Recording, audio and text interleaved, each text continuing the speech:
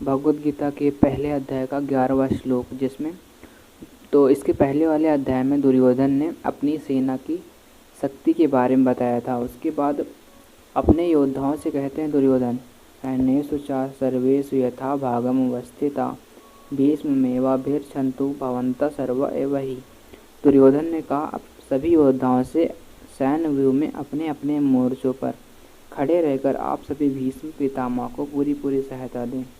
तात्पर्य, भीष्म पितामह के शौर्य की प्रशंसा करने के बाद दुर्योधन ने सोचा कि कहीं यह अन्य योद्धा यह न समझ ले कि उन्हें कम महत्ता दी जा रही है। अतः दुर्योधन उसने अपने सहज कूटनीतिक ढंग से स्थिति संभालने के उद्देश्य से उपर्युक्त शब्द कहे।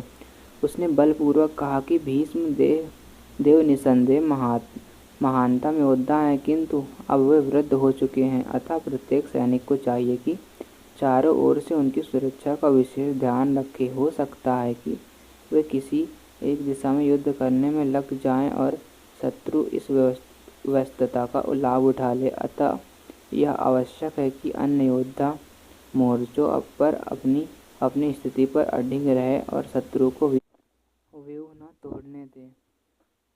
दुर्योधन को पूर्ण विश्वास था कि कुरुओं की विजय भीष्म देव की उपस्थिति पर निर्भर है।